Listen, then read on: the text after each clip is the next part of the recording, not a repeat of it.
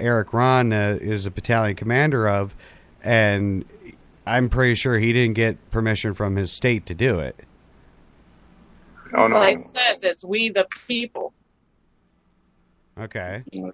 Right. Yeah, we the people, and that right shall not be infringed.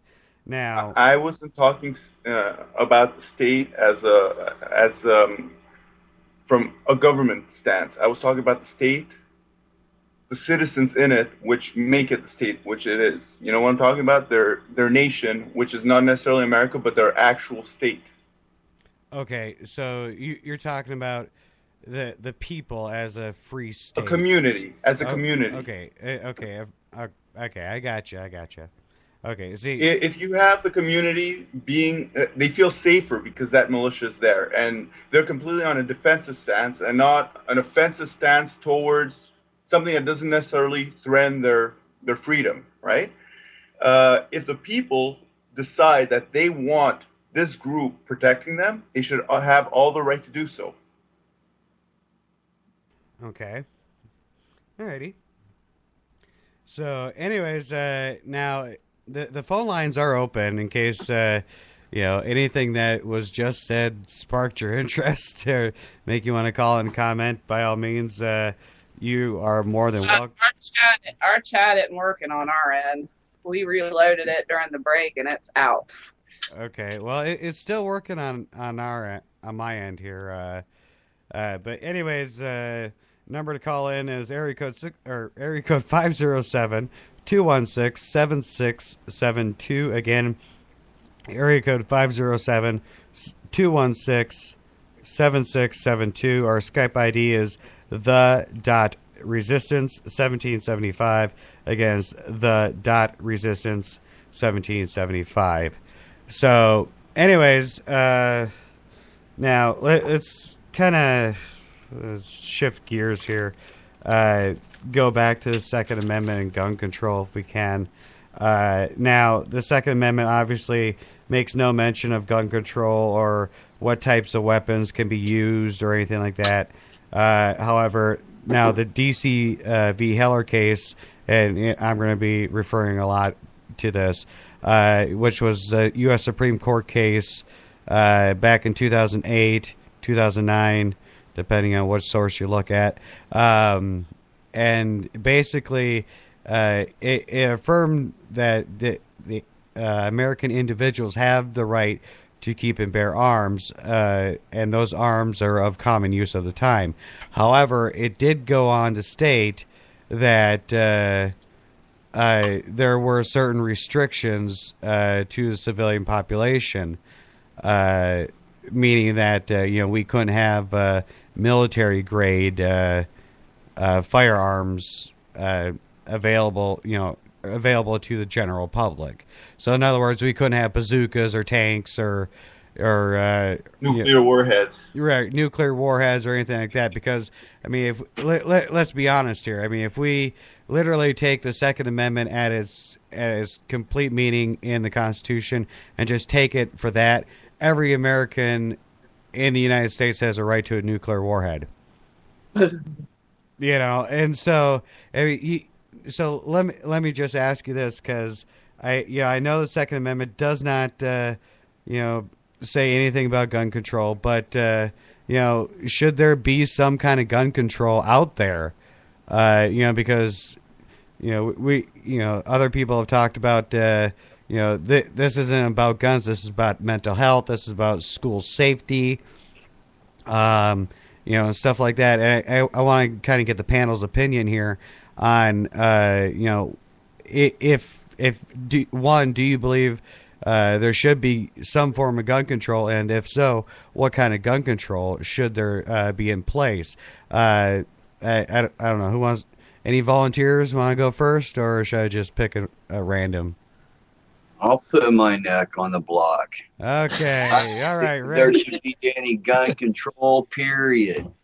There should be consequences for using one out of place in stupidity or hostility, committing a crime. Yes. Okay, so no. Consequences for using them in a way that a firearm is not meant to be used. But I think everyone, regardless, has the right to own firearms. That is exactly the way the Second Amendment is wrote. Okay. And anything that chips away at that is just an effort, or at least a means, to try to dismantle it and take apart our Constitution, which is what this whole conversation is about to begin with. Okay, so in other words, people with mental disease or anything like, or felons, people of that nature that Might be brutal, and you might not like my viewpoint. No, but if they go out and do something like that, and everyone's armed and everyone's got a natural right to defend themselves, they ain't likely to do it but once or twice anyway. Darwin's theory, survival of the fittest. Let it take place within the human race. Okay. Well, and and that's your opinion. You're welcome to it. I'm not saying one way or the other. I'm just saying, with what's being proposed right now, other than the gun ban, restrictions on mental health and felons, which is already felons right now can, at least in most states, cannot own a firearm. I'm sorry. I don't want some schizophrenic or some crazy lunatic having a gun. Okay. You have define what's considered a lunatic, because we all have our personal viewpoint on the norm. Right. If we're talking about someone that, what's next? They could say someone that has ADD cannot have a firearm, or someone that. Right. But that's the main thing. It's laws which have been voted in by the people, but since these are laws which are directly touching the Constitution, maybe they should actually hold elections on laws when they are that close to the Constitution. Oh, okay, but I'm just gonna tell you what California, because they're kind of leading the way on the confiscation on mental health issue going on right now. But basically, from their standpoint, is if you've been involuntarily institutionalized in a mental health facility for more than 2 days, you cannot own a firearm, or anyone in the household. You cannot have access to a firearm. And they ask you that when you fill out your background check. When you buy a gun, you fill out a form 4473. It asks you to check the box, yes or no. Have you ever been rendered adjudicated mentally defective? Right, exactly. Well, in some states it might not, but there's other instances like, in California, which happened not too long ago, where a woman who had a registered firearm, that's the other thing. California is the only state, as far as I know, that actually requires its citizens to register their firearms. I might be wrong. I could be wrong on that one. I'm not sure. But there was a woman that had a, I believe it was a Glock 19 or Glock 9mm or something like that, registered in her name, but after the fact, she was later institutionalized involuntarily at a mental health facility for like 3 days, 72-hour hold. And the state agents, they're not police, they're agents, they're calling them agents, the California agents came in and not only confiscated her weapons, but her husband's weapons as well. Now, there is a provision in the Fifth Amendment that gives the government the right to take property if it deems that it's necessary for public safety, or that would serve the best interest of the public. And it's the last sentence in the Fifth Amendment. However, what the government is doing right now, California is opening themselves up to huge lawsuits right now, because according to that Fifth Amendment, it states that the government, when they do take your property, that they have to compensate you for said seized property and have to give you a fair market price. These people that are getting their guns confiscated are not getting any money from this, California state. They're just having their guns taken away. And this guy that, this husband who did absolutely nothing, was a law-abiding citizen, and all his firearms, shotguns, handguns were taken because his wife was institutionalized. Thoughts? Reactions? Outbursts? Shocked and appalled. Just because she met some stupid law condition stating that she couldn't have them is no cause for a state government or otherwise to come in and take firearms away from someone who rightfully has the right to own them. With that Period. compensation, too. I think that's the big issue. Okay. Now, JJ, you've been kind of quiet on this. What's your whole take on this? I mean, should there be some kind of gun control? I mean, you're an actual firearms instructor. Yeah. And you also test people for their conceal and carry or train them. Yep. As well. So, I mean, coming from that standpoint, and from a safety standpoint, maybe Drew, you can elaborate on this because I know you're a member of the NRA. But JJ, tell me, I mean, should there be some kind of form of gun control?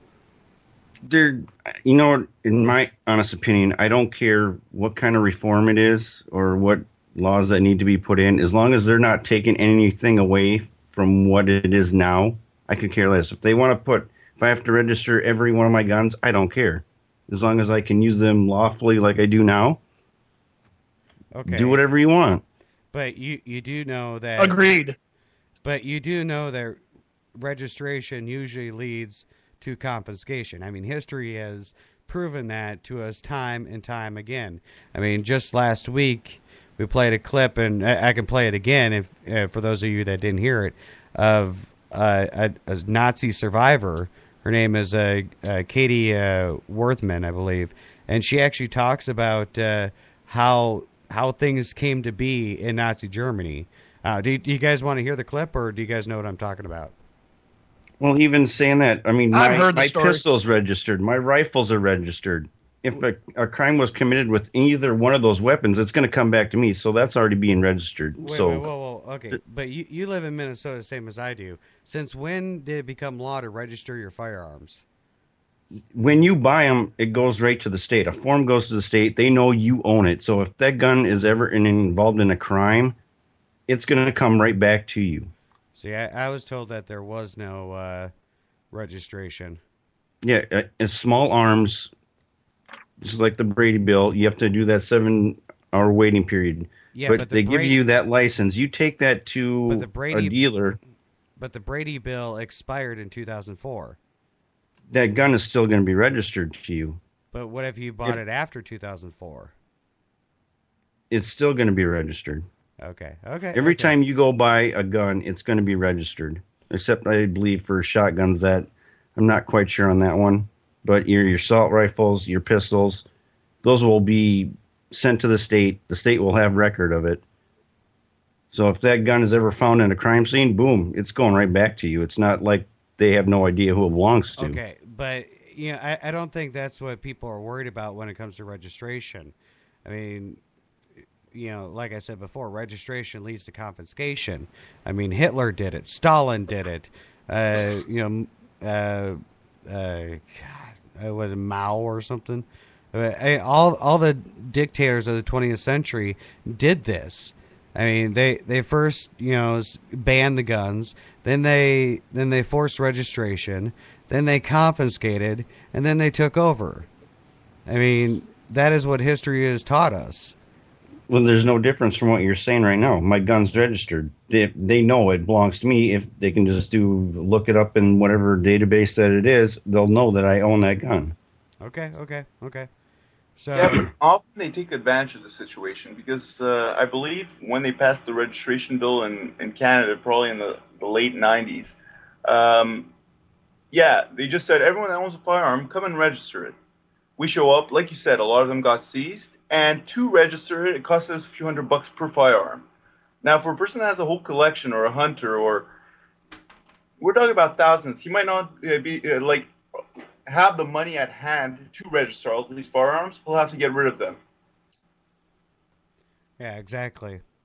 They always use all the new laws for opportunities to gain wealth.